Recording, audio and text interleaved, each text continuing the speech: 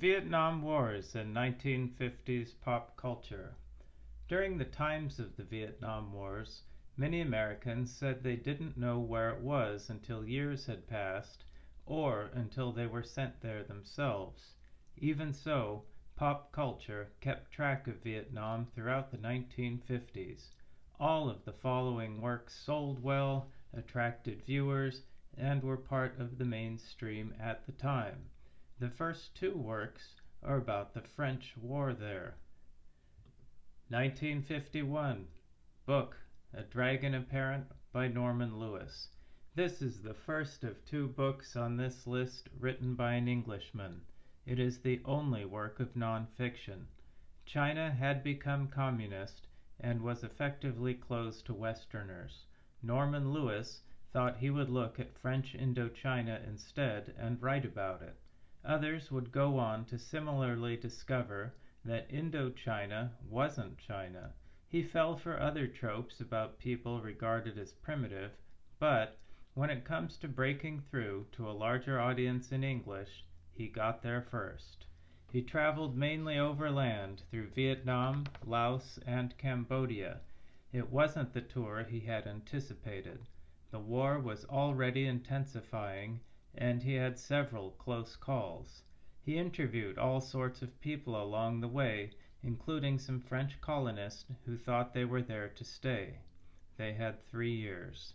At this time, it was very much a French war. The only Americans he describes at length are Protestant Christian missionaries. Incredibly, they avoided local food and brought tons of canned goods to eat during their assignments. Lewis talked with and observed everyone he could. For example, this book contains one of the only descriptions of the Hmong people and their lands written in English at the time. He also interviewed the Viet Minh. Not all of Lewis's predictions were correct. For example, he thought that Cambodia was the one place where a war wouldn't happen. The book ends with him wondering about the war's outcome. His epilogue mentions the French taking back some lost territory. Some say this is the book that inspired Greene to travel to Vietnam. 1953 TV show Biff Baker USA. Episode The Saigon Incident. Usually, TV is the slowest medium to catch on to a trend. Biff Baker USA on CBS was nearly first, and it got to Vietnam 2 years before Greene. Although it was cheaply filmed on a back lot, it was ahead of its time. Biff Baker was a heroic spy who went around the world saving the day for America. Baker was played by Alan Hale Jr., who was the skipper on Gilligan's Island some years later. In this episode, Biff Baker helps repair an attack on a plantation in French Indochina. He saves the day, but he doesn't turn the tide. The couple he stays with talk about other plantations that have closed, with their owners having moved away or been killed. In 1954, Dien Bien Phu fell, and French Indochina was over. The remaining items on this list look at the Americans.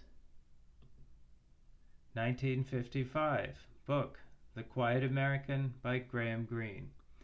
If you're going to look at only one item on this list, this is the one.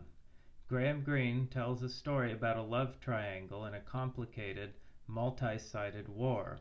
Some of the characters might be people you've met before, but wished you hadn't. Greene himself was in Vietnam and witnessed the battles in the book. The story takes place around the end of 1951 and the beginning of 1952. Events mentioned include the Cao Dai bombings in Saigon and the death of General Lederer in Paris. The title is for one of the main characters, Alden Pyle. He is a quiet American who is studied, unlike your typical loud American. He is well read on Asia, but he still has too many rigid ideas and doesn't ask questions. He also doesn't speak French or Vietnamese. Thomas Fowler is a jaded, French-speaking British reporter. Again and again he prides himself on not getting involved. He is a stand-in for the war-weary colonial powers, unsuccessfully trying to explain to the eager Americans that certain actions might not be good ideas. The point of the love triangle is Fung. She shows how the West saw Vietnam. She is young, accessible through the French language, and full of potential. Everyone has ideas about her future, but no one bothers to even ask her a question. The book was written between 1952 and 1955, the transitional period between the French, the Americans, and the consolidation of power by the emerging South Vietnamese government. 1958. Movie The Quiet American, directed by Joseph L. Mankiewicz. The Quiet American movie from 1958 is the most uneven item on this list. Filming on location in Vietnam was an incredible achievement. Some scenes in the book are brought to the screen in a compelling way. For example, the breakdown and skirmish around the guard tower. This movie was Jean-Luc Godard's favorite that year, and he would go on to make Breathless in 1960. Casting, however, is where the movie falls apart. While Michael Redgrave is perfectly cast as Fowler, Audie Murphy is miscast and misdirected as Pyle. Murphy was too old for the role. Because of his history, he always had to play the hero. There are no heroes in the book. Movies in 1958 tended towards melodrama, which means lots of screaming and emotion. Pyle is now a loud American, contrary to the title, hectoring Fowler about what needs to be done. Incredibly, the casting goes further afield with Fung, played by Georgia Mall, an Italian actress with a German father. She brings distracting makeup and a bad accent to the role. Why she was chosen to play an Asian on location there is one of those things that will forever remain a mystery. 1958. Book The Ugly American by Eugene Burdick and William J. Lederer. The original Ugly American was a photo of a half-dressed tourist in Cuba. The title is a play on that, referring to an older American engineer with a good heart who happened to be ugly in appearance. If you're looking for him, skip most of the book and start reading near the end. Homer Adkins is only mentioned in 4 chapters and has action in 3. The book is less of a novel and more of a collection of interconnected short stories. It is a list of cautionary tales, mainly centered in Saigon, a mythical Asian country that the U.S. might be able to get right as it fights the Cold War. It is not a stand-in for Vietnam, as many reviews have insisted over time. Vietnam itself is analyzed in different parts of the book, which goes back and forth in time. Most of it appears to take place during the transition from the French to the Americans around 1955.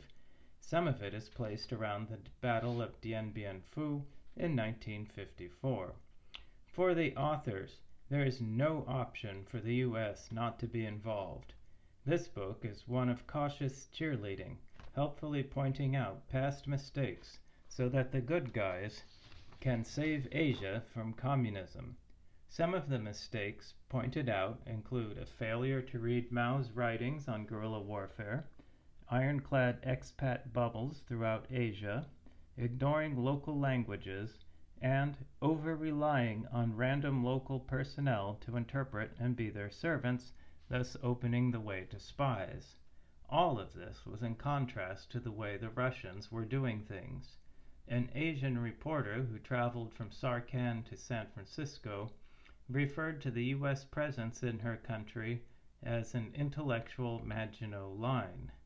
While The Ugly American is unfortunately still timely in terms of U.S. foreign policy, as an artistic work, it's the worst of the bunch.